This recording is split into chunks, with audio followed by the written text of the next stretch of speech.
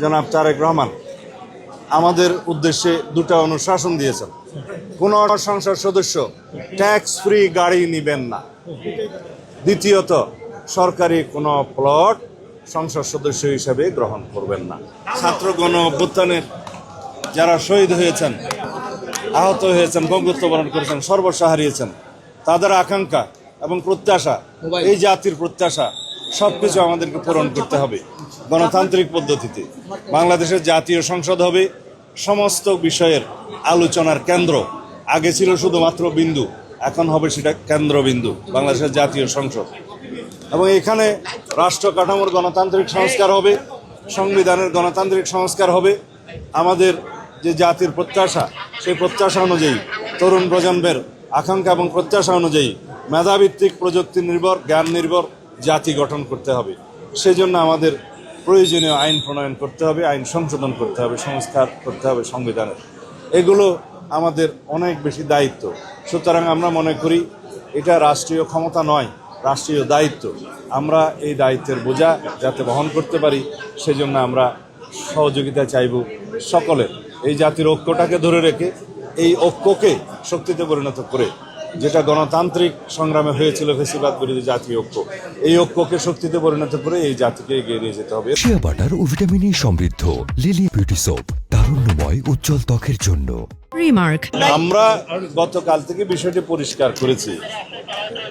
গণভোটের রায় অনুসারে জনগণের যে ইচ্ছা এবং গণভোটের যে রায়, সেটা প্রতিফলন ঘটাতে গেলে সংসদে যেতে হবে আগে, এবং সংসদে প্রয়োজনীয় আইন এবং সংবিধান সংশোধন করতে হবে।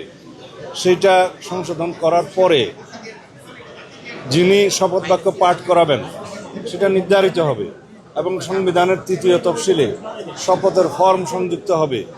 যার দায়িত্ব থাকবে সেটা সংসদ নির্ধারণ করবে, সংবিধান সংশোধন হবে, তারপরে সেই শপথ বাক্য পাঠ করাতে পারে। এখন বিদ্যমান সংবিধানে ১৪৮ অনুচ্ছেদের ২ ক-তে যা বলা আছে, স্পিকার এবং ডেপুটি স্পিকার যদি শপথ পাঠ করাতে না পারেন, অপারগতা প্রকাশ করেন অথবা পাওয়া না যায়, তাদের প্রতিনিধি যদি, মনোনীত প্রতিনিধি যদি তা না করেন ৩ দিনের মধ্যে, তাহলে চতুর্থ দিন থেকে মানে পরবর্তী ৩ দিনের মধ্যে প্রধান নির্বাচন কমিশনার সংসদ সদস্যদের শপথ পাঠ করাবেন। সেই বিধান অনুযায়ী প্রধান নির্বাচন কমিশনার সাংবিধানিকভাবে ক্ষমতাপ্রাপ্ত হয়ে তিনি আমাদেরকে শপথ পাঠ করিয়েছেন। এখানে সংবিধান সংস্কার পরিষদের সদস্য হিসেবে কোনো বিধান সংবিধানে নাই, এবং ওনারও শপথ পাঠ করানোর এখতিয়ার নাই। সেই বিবেচনায় উনি আর আমাদের সেই শপথ গ্রহণ করানোর জন্য অ্যাপ্রোচও করেন নাই। আমরা শপথ গ্রহণ করার কথা মানে আমরাও শপথ গ্রহণ করি নাই, যেহেতু সেখান থেকে অ্যাপ্রোচ করা হয়নি। এটা সাংবিধানিকভাবে সমস্ত কিছু পরিচালিত হওয়া দরকার, এবং আমরা এই পর্যন্ত যা এসেছি সাংবিধানিক পদ্ধতি মেনেই এসেছি, এবং বাংলাদেশের আগামীতেও আমরা সাংবিধানিকভাবে এই রাষ্ট্রটাকে পরিচালনা করব।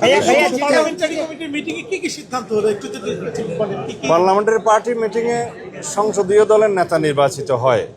আজকে আমি একটু আগেই বলেছি যে আমাদের নেতা জনাব তারেক রহমানকে আমরা সংসদীয় দলের নেতা নির্বাচিত করেছি, এবং তার প্রেক্ষিতে আমরা রাষ্ট্রপতির কাছে চিঠি পাঠিয়েছি যাতে আমাদের সংসদীয় দলের নেতা, মেজরিটি পার্টি লিডার হিসাবে তাকে প্রধানমন্ত্রী হিসাবে সরকার গঠন করার সুযোগ দেন। সেই চিঠি আমরা পাঠিয়েছি, এবং যতজন সদস্য উপস্থিত ছিল সবাই উপস্থিত ছিলেন, যারা শপথ গ্রহণ করেছেন সবাই দস্তখত করেছেন। তারপরে আমাদের নেতা জনাব তারেক রহমান আমাদের উদ্দেশ্যে দুটো অনুশাসন দিয়েছেন। কোনো সংসদ সদস্য ট্যাক্স ফ্রি গাড়ি নেবেন না। দ্বিতীয়ত, সরকারি কোনো প্লট সংসদ সদস্য হিসাবে গ্রহণ করবেন না। এটা আজকে পরিবর্তনের শুরু হলো। এই দেশে সংসদ সদস্য হলেই যে মানে সবার উপরে হবে, বা যেটা আমরা বলি যে মোর ইকুয়াল হবে, সেটা আর হবে না।